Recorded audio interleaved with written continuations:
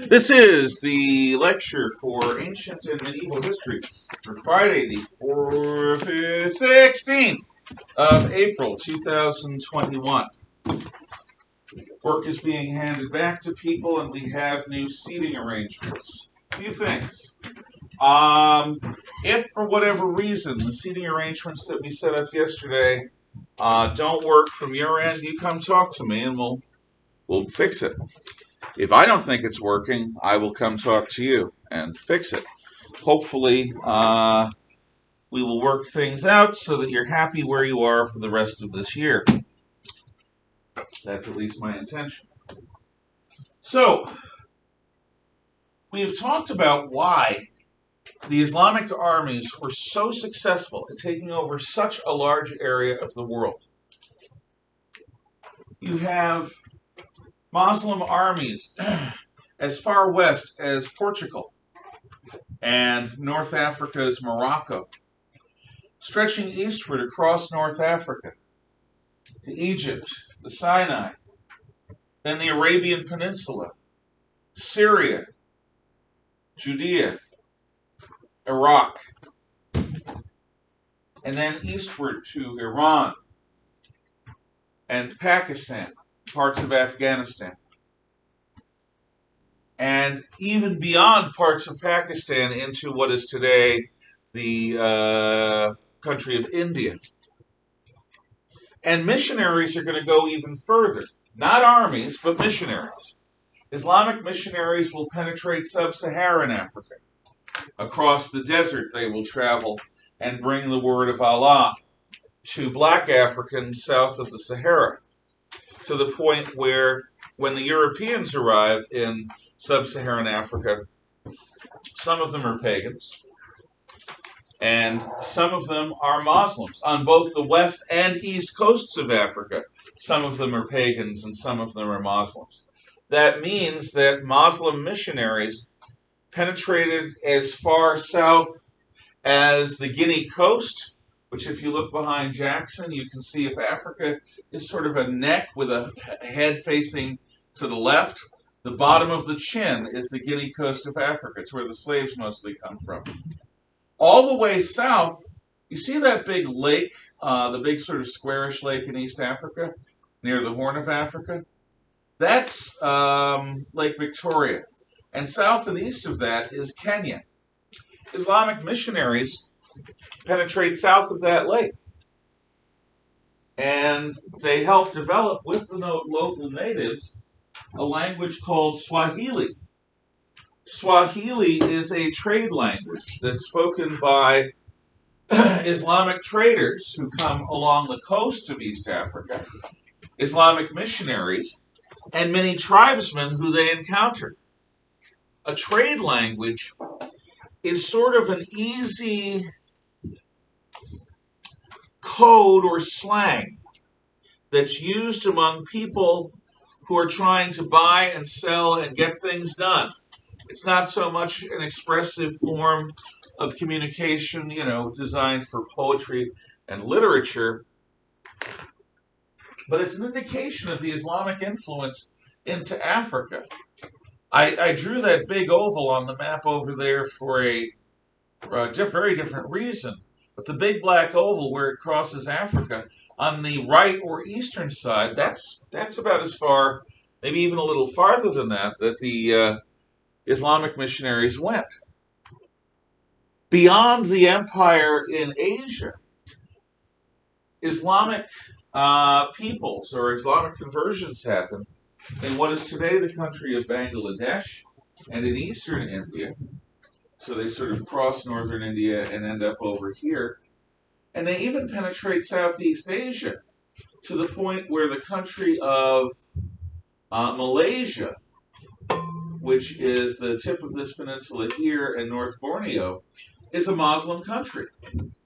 Muslims also penetrate to the southern Philippine island of Mindanao, the Moro people. Moors, Moroccans. The name of the Moors of the Islamic peoples of West Africa are given to people in the southern Philippines, half a world away, literally, on the opposite side of the world, well, still be in the same northern hemisphere. The southern Philippines is Islamic. A good part of the East Indies, or what we call Indonesia, is Islamic. So Islamic missionaries don't just stay within the empire. They go beyond the empire, south into West Africa, south into East Africa, and across Asia and Southeast Asia to the East Indies, to Indonesia. That is an amazingly successful record of missionary work. But that's not all, because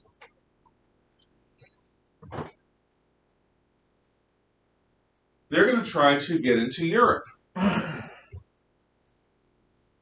Again and again and again, they batter at the Kilikian gates, and they batter at the Taurus Mountain barrier here. And again, for many hundreds of years, they fail. The Byzantines control this area pretty darn well up until 1071. So that's a long time. But there's a lot of Islamic holy war trying to break in. But when, in the time of Muhammad's great-grandchildren, the attack comes from Arabia, through North Africa, up through Spain, crossing the Pyrenees Mountains, into France, that's a much weaker attack. If you're punching someone, a straight-out punch can have a lot of power. Your body, you get your weight behind it. I'm not doing a great job of doing an example of it. It's been a long time since I've boxed or fought anyone, but boom, straight shot, boom. If, on the other hand, you're trying to reach out and get somebody in a weird spot, you may go swing, swing, swing, swing, swing, boom, into their side. But unless you place your feet and your weight just right, that shot is going to have far less power than, a straight-up jab.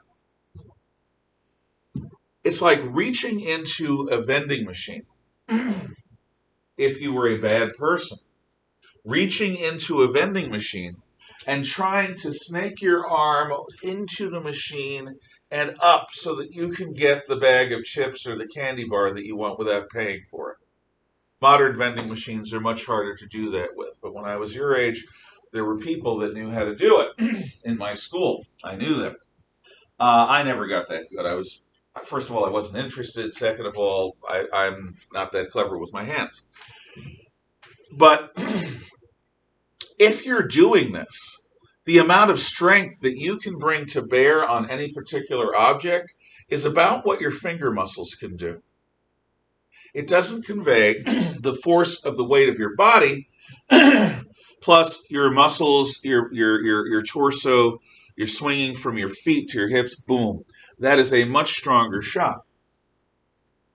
This is important because when the Islamic armies arrive in northwest France, at a place called Tours, on October the 10th, in the year of our Lord 732, they are not at the same level of strength they would have been had they gone through the Byzantine Empire into Central Europe. There would have been a lot more resources and a lot more force behind that blow. Hello. So, it is true. There is a huge, massive, major, really big, humongous, enormous, giant, but not ginormous because that's not a word, army of Muslims crossing the Pyrenees and going deep into France. And their goal is to convert what we would call France and as much of Western Europe as they can to the crescent moon, to Islam. At Tours, Charles Martel meets them. Who's Charles Martel? Charles Martel. Well, to know about him, you've got to learn about the Franks. The Franks are not what you serve with beans, I had to say that. The Franks are a tribe of Germans that go back to Roman times. They're called the Free. That's what the word Franks mean. They're free. They're the free Germans. They're the free men. They're not anyone's slaves. The free Germans, or the Franks, end up taking over at the end of the Roman Empire the area of northern France and Belgium, Holland, Luxembourg, and northwestern Germany. And that area becomes the land of the Franks. And then they move deeper and deeper into what we would call France. In fact, the reason that France is called France is because it comes from Franks. France, Franks, France. The Germans still call France Frankreich, or the Empire of the Franks. So these guys are going to be really important in French history. Well, there's a dynasty called the Merovingians, who you've probably read about. They're an early Frankish dynasty. And Charles Martel is a part of that. Actually, his name is Charles. He gets the second part of his name at this battle. At the Battle of Tours, a relatively small army of Germanic barbarian Franks meet a much larger, much more sophisticated army of Arabs.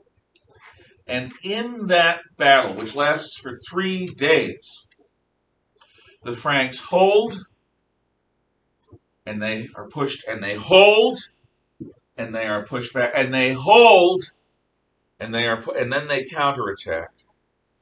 And finally, the Islamic army's cohesion breaks, and they retreat back south of the Pyrenees into Spain. This is a turning point battle in human history. By holding, by being triumphant, Charles Martel, by the way, Martel means the hammer, and he is called that after his victory over the Muslims. Charles Martel, Charles the Hammer, hammers the Muslims back across the border, preserving Western Europe for Christianity. Our civilization, which is rooted in Christianity, even though it isn't only Christian, our civilization is allowed to continue. Had the Battle of Tours been lost, there would have been other battles, to be sure, but the momentum would have been on the side of the Muslims. They would have broken into Western Europe, probably taken a good chunk of the western part of the North European plain.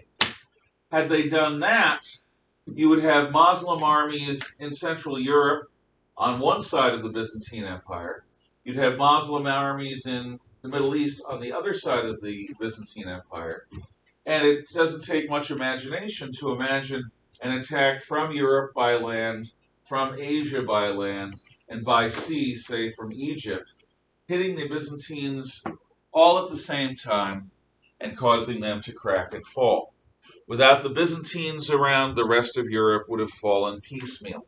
In other words, bit by bit, kingdom by kingdom. All the while, the Islamic forces would continue getting stronger. As it was, and we know this because of what they do in Iberia. The Muslims end up ruling Spain for about 700 years. And with the exception of a tiny little area in the northern Cantabrian Mountains. And during that time, many people in Spain become Muslims. And the Muslims begin to think of themselves as natives, after all. Europeans have only been in this part of the world for a few hundred years. The Muslims were in Spain for double that, triple that, depending upon how long.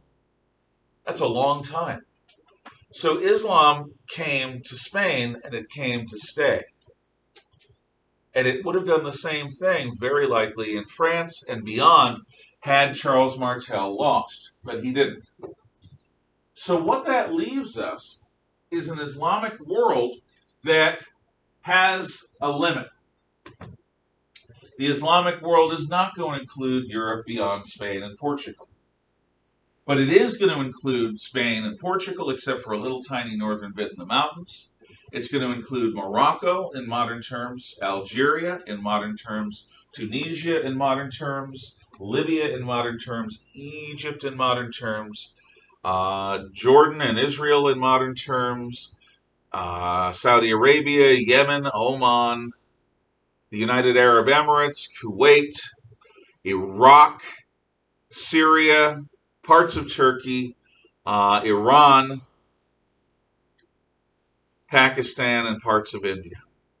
It's a big region. So they don't get Europe. Well, they got a lot of other things. Now, at first, you're going to love these names. At first, the rulers of Islam were the Umayyads. The Umayyad Caliphate. And that should be in your notes. Umayyad. The Umayyads were the people, it should be small Roman numeral 5, lowercase, after Frankish king Charles Martel wins the Battle of Tours in 732. The Umayyads have at the head of their society not only blood relatives of the Prophet Muhammad, but they also have the other Arabs that came from the Arabian Peninsula as part of the original jihad.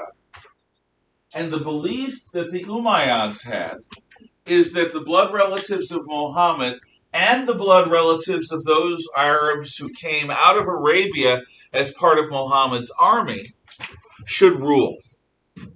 So the Umayyad have a fairly small group of upper-class people, who rule them. And that fairly small group consists of Arabs from Arabia, relatives of the Prophet Muhammad, and not so much. However, this does not please the other Muslims who are conquered by the Arabs, but who are not Arab from Arabia themselves. If you're an Iranian, a Persian, and you're conquered by the Arabs and you become a Muslim, are you not equal in the eyes of God to other Muslims? If you're a Berber from North Africa or a Moor from Morocco and you've become a Muslim, does the distinction between you and the Arabs who followed Muhammad from Arabia matter to God anymore? I don't think so. So fairly early in their history, the Umayyads were driven out of power everywhere except for Spain. In Spain, the Umayyads hold on for many hundreds of years. Instead, throughout the rest of the world of Islam, a new group takes over, the Abbasids. The Abbasid Caliphate allows anyone who is Islamic to take part in rule if they earn that right through merit. And if their families, work for generations to get in a position to use that merit. The Abbasids have an advantage over the Umayyads, which is why they win.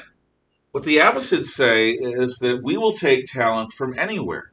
And if you're really talented and you're a Muslim, join us in ruling and making the world a better place. But the Umayyads restrict it. They restrict it to a much smaller group, the Arabs that go with Muhammad and his descendants in their conquests, who can trace their lineage back. So there's a lesson here. And the lesson is, if you are setting up a society and you have a choice as to who's going to be your elite, you might want to make the possibility of joining the elite something that any talented person who's on your side can do. If you restrict it to a group of people based on their heritage, based on their ancestry, based on who their grandfather or grandmother was or where they're from, you are going to reduce the talent pool, and you're also going to irritate a lot of the people who are, in fact, talented, because they are no longer going to be able to have hope that your success equals their success. This is something, again, the Romans were very good at, and it's also something that the American Republic is very, very good at. So now we come to a time about 1,000 years ago I've told you about Sunni versus Shiite. It's on the next page of your notes. Make sure.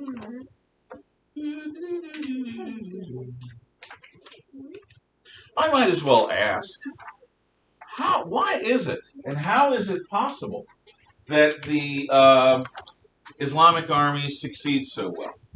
What two qualities do they have that lead to their success? Yes? They are willing to do anything and everything to earn peace and wealth and other stuff in the afterlife, because that's what their government promised them. That if you die today, it's going to be good thing and rewarded in the afterlife. Absolutely. And that reward in the afterlife comes whether you're a sinner or not. That reward in the afterlife comes to everyone who dies a jihadi. Shaheed is what it's called, who dies a martyr in a holy war. And that part of, yes? The other reason why is because their civilizations were living in the harshest places in the world for generations. Yeah. If you grow up in the Bronx, and I didn't grow up in the Bronx, I grew up going to and coming from the Bronx. I wasn't there throughout my childhood. Thank God I wasn't there throughout my childhood. It's a very difficult place to live. But I went back for much of every year because we had family there. If you grow up in the Bronx, and you grow up, say, in rural North Idaho, or even in the town of Coeur d'Alene, you're going to have different qualities. Even if you're an identical twin with the person who lives in the other place, you're going to have different qualities.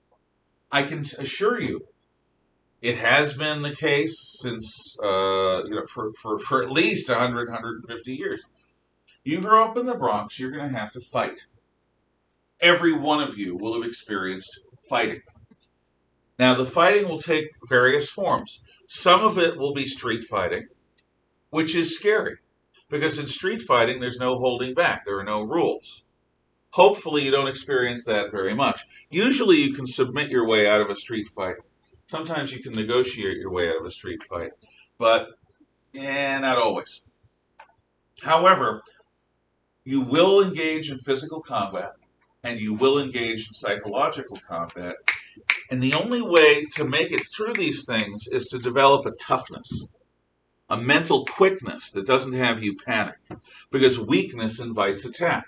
That's the law of the jungle, that's the law of the ghetto, and that is the law of international relations.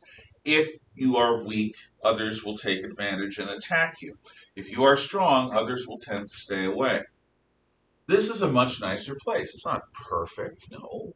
Are there criminals? Yes. Are there brutal, nasty, violent people? Yes. Just sometimes you have to fight? Yes. I acknowledge all of those things. But the level of intensity in a place like the Bronx is very different.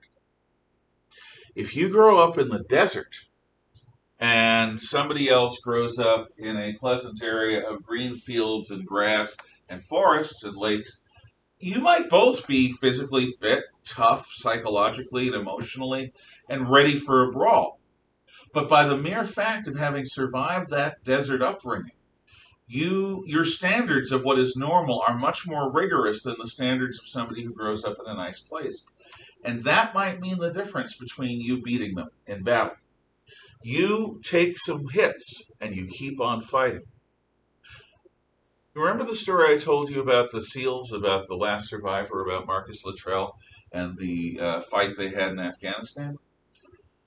Most human beings would not have kept fighting after getting wounded the way the SEALs were. But the reason they did is because their training is so painful and so difficult that to be a successful SEAL, there's no cutting corners. You have to learn to put mind over matter. You have to learn to command your body when your body just wants to shut down. You have to learn to control your emotions so that panic or pain doesn't overwhelm you. If you grow up in the desert, your ability to just naturally do that is simply greater than the ability of somebody who grows up somewhere nicer. And that is an advantage too. The promise of paradise, and a very special paradise with the 72 virgins, is appealing in that it allows men to say, yep, now's the time. I'm ready to go. And that means that those men will die for victory today. The physical toughness speaks for itself. Their religion, where did women go? Women went to a different part of paradise. Even Christians believe. Jesus says, in my Father's mansion there are many rooms. And the picture of heaven that they have, even of the New Jerusalem in the book of Revelations, is of a great city with many neighborhoods. So in Islam, in the afterlife, is there a place in paradise for Jews and Christians? Well, some nice, moderate Muslims, would say yes, but they'd be less. Yes, because they're right to worship the one true God. Jews, Christians, and Muslims all worship the same God. And Jesus is a holy prophet in Islam, just as Abraham and Moses are. Jesus is supposed to come back with Muhammad on the day of Hajj. But they're lesser souls because they worship the true God falsely. They're in error. And that error means that they're not going to be in the same position as a follower of Islam who understands God's true intention. Does that make sense? So where do women go? They go to a place in paradise appropriate to women. But women and men have very different roles. And actually, it's good that you mentioned that.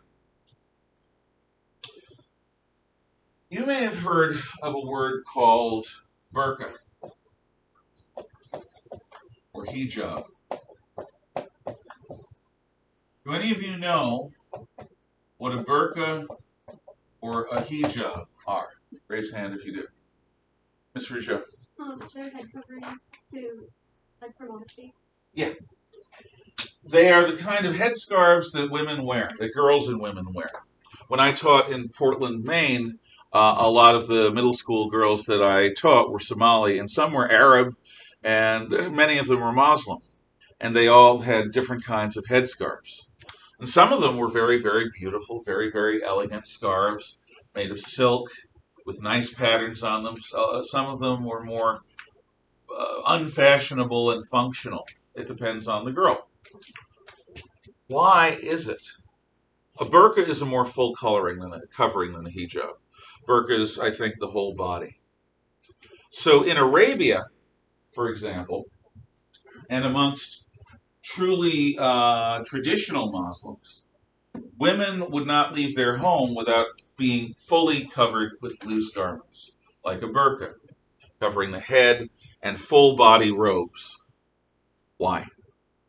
And in slightly different cultures, a hijab would be enough, which would be a headscarf designed to hide the hair, for example. Why? Does anyone have a guess? I'm not asking for knowledge. Why? Perhaps because if they show off like too much of their body, it's considered, hey, look at me, like vanity, and whereas the Muslims are like, please have no humble, and their clothing reflects that. Yes. You are right, and you said it in a very elegant way. There's a more blatant way of saying part of what you're saying. For the most part, males are wired to find females attractive. It's the way of things. For the most part, females are wired to find males attractive. It is the way of things. I know that our society is playing scrambled egg games with that whole concept, but that concept is universal. It is not merely a social construct of the West. It is a social construct from a biological reality in absolutely every culture on the planet. Tribal, primitive, modern, globe spanning. Male and female are pretty big things. Now, a good Muslim, like a good Jew or a Christian, is not supposed to be licentious. That means they're not supposed to be too lusty. They're not supposed to be sex obsessed. But there are so many pretty people out there. As an act of humility, to quell vanity within the personality of the young woman, and to avoid placing temptation in the path of a man. You females should cover up so that the men are not going to be distracted by your prettiness, and with that distraction, lured away from the one true path to help to heaven. You don't want to be the cause of another person's downfall, do you? So cover up and don't tempt anyone. If you've ever been at a regular high school, you understand just how different our high school cultures are from that approach. Some of the things that I've seen students wear, I kicked them out of my classroom until they went to the office and got some sweatpants or a sweatshirt. And there were sweatpants and sweatshirts available in the office for that purpose. And if usually it was a young lady, very rarely it was a young man. If the young lady would not, kept coming in underdressed, then that was a discipline matter. We were willing to provide sweats for a day or two. So when my mom lived in Iran, Mhm. like if you even like in the 80s, like if you went out and like not covered up, like shorts or a t-shirt or something, you were like asking for it. So when she went out, she had to put on like long sleeves or long pants, or she wore like a full body like covering. Absolutely. Like in the city, it was always like black. In the country, they could wear like lighter colors and stuff. Mm-hmm. So like you have to work hard in the sun. But like it wasn't easy because like it was really hot there. And so, but basically, like, if you didn't, you were asking for something to happen to you. Yeah, and by something to happen, I don't want to. I don't want to dwell on unpleasant matters. But you're talking rape. That's what you're talking about. In Iran and in other Islamic countries, if a woman is unaccompanied by a man, and especially if a woman has not covered up, if she ends up getting sexually assaulted, if she ends up getting molested or raped, Sharia law will blame her, because she didn't take precautions, because she placed temptation. And in fact, you need a number of men to be witnesses if you're going to successfully charge somebody with rape. So the entire society's legal system and cultural norms say women cover up. Now, I will point out, nobody who is raped takes primary responsibility for that in any situation. My mom worked for 20 years on such things when she was a detective. Rape is a crime of violence. It's not a crime of sex. It is a crime of power. It is not so much a crime of lust. But while I say, and I will call it, while I say that it is absolutely the rapist who is guilty and should be punished, and I personally believe that the rape, especially if it's more than one, should carry the death penalty. I'm pretty hardcore on that. Most people wouldn't agree with me, but I think you're stealing somebody's innocence. You're harming somebody in a very bad way. Get to ride the lightning, which is a way of talking about the electric chair. However, I have sisters, I have a wife, I have many female relatives, and I have a mom. And they were all very clear with one another. Going to the most crime-ridden neighborhood in town after dark, wearing a micro miniskirt and a blouse that shows off cleavage, is like walking through that same neighborhood with a wad of money in your hand, counting it in front of all the poor people. You are inviting attack by being stupid. Do not be stupid. Do not invite attack. Don't wave bloody meat in front of a hungry guard dog or in front of a shark, because their nature is to bite.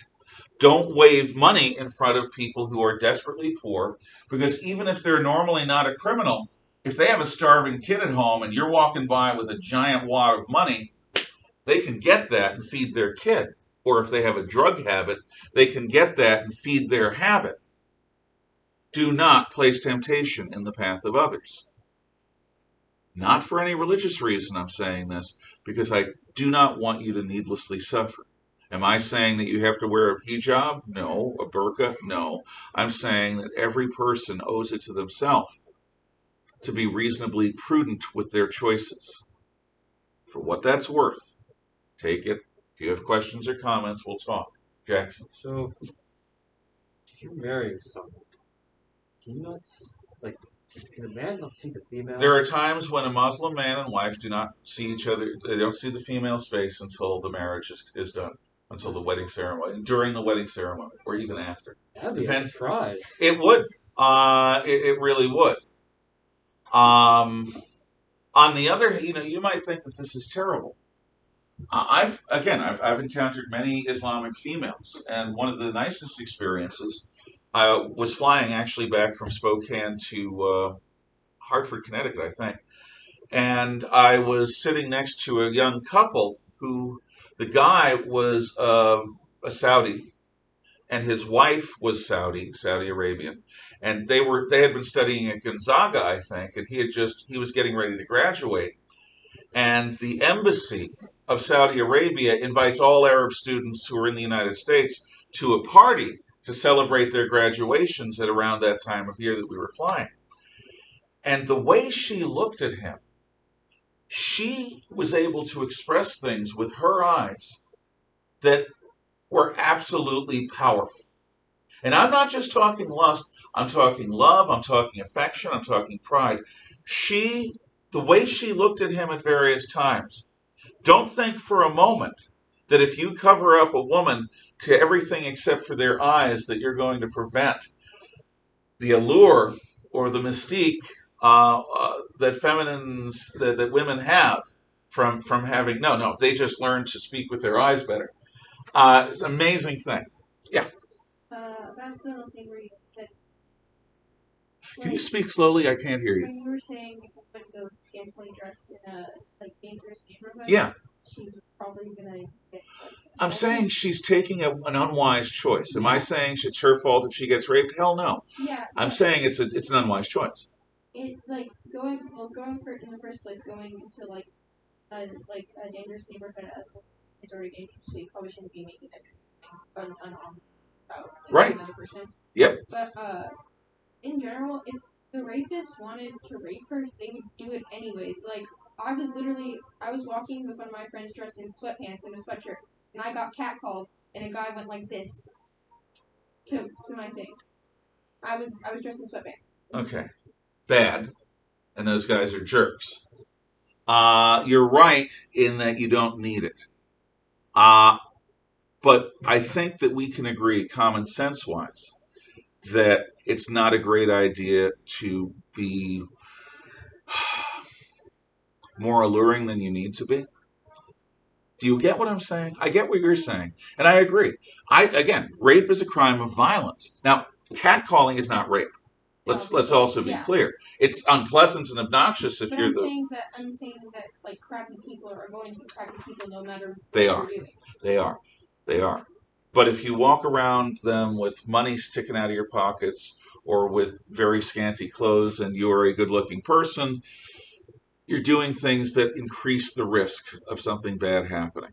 I believe that what you're saying is true. I am trying to give a common sense addition to that. Do you get what I'm saying?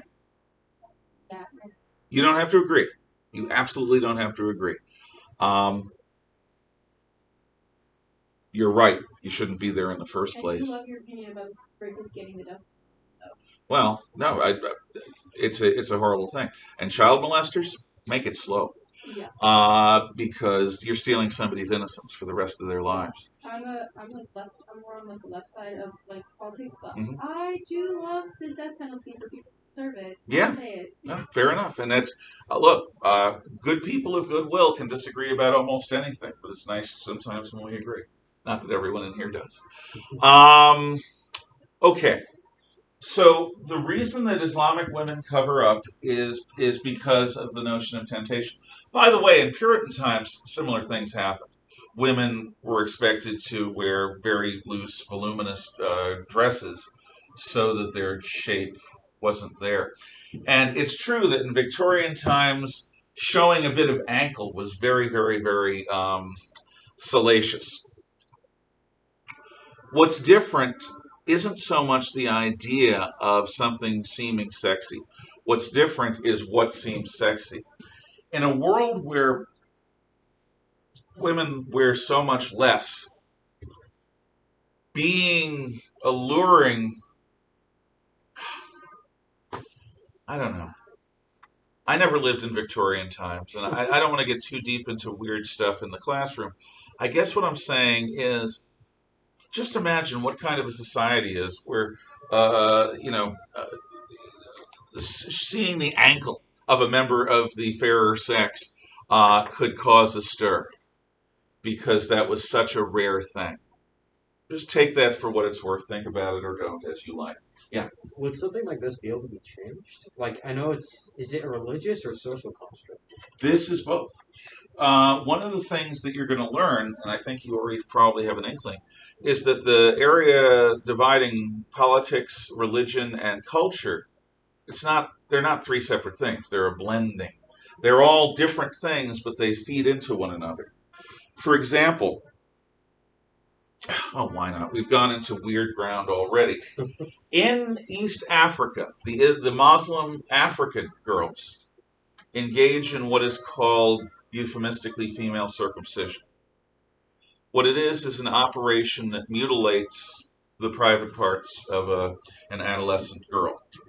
The culture does this in order to reduce the pleasure of the sexual act, and it's designed to make girls and women more moral. Now, this is akin to Chinese foot binding, where upper-class Chinese girls are raised with very, very, very, very tight wraps around their feet.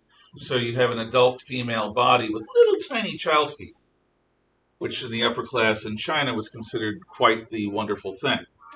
Or certain African tribes that extend the neck with a bunch of rings when they're very, very small. And as their skeletons grow, you end up with a neck that's 2 feet tall.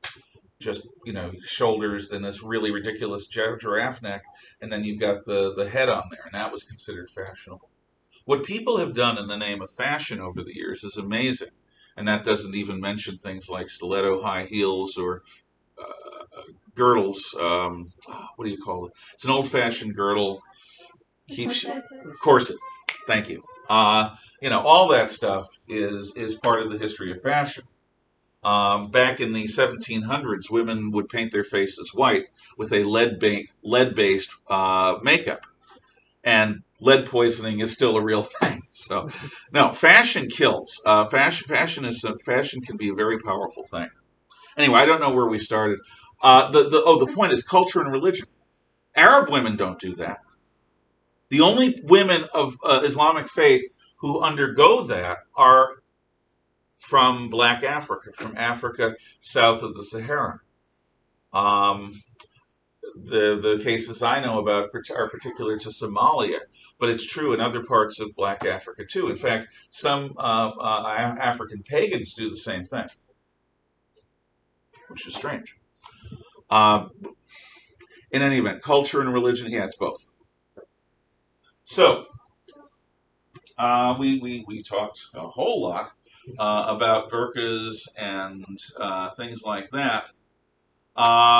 You should know what the 5 pillars of Islam are. Look them up.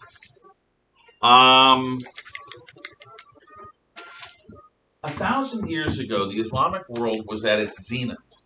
In fact, the word zenith is an Arabic word. So, Islamic zenith. Can any of you guess what the word zenith might mean? Highest point. Yeah, the top of the tip of the top. It's like acme in Greek. And there used to be a line of television called Zenith Televisions because they were just so darn good. Next time on Monday, what I plan to do is introduce you to the Islamic world at its best, at the height of its culture, when it was the leading culture in science, when it was the leading culture in tolerance, when it was the leading culture in literature, when it was the leading culture in technology and in living standard. We're talking 1,000 years ago. Thank you for your attention. If the conversation got a little weird, I'm not trying to make you uncomfortable. It's just we got to talk about things sometimes. Yes? Why is it Advent? It has something to do with God's revelation to Muhammad when there was a crescent moon and a star or a planet visible. I do not know. If you find out and write it up, you'll get an extra credit for it. Okay? And I'll be able to tell the class. Any other questions? Okay, thank you.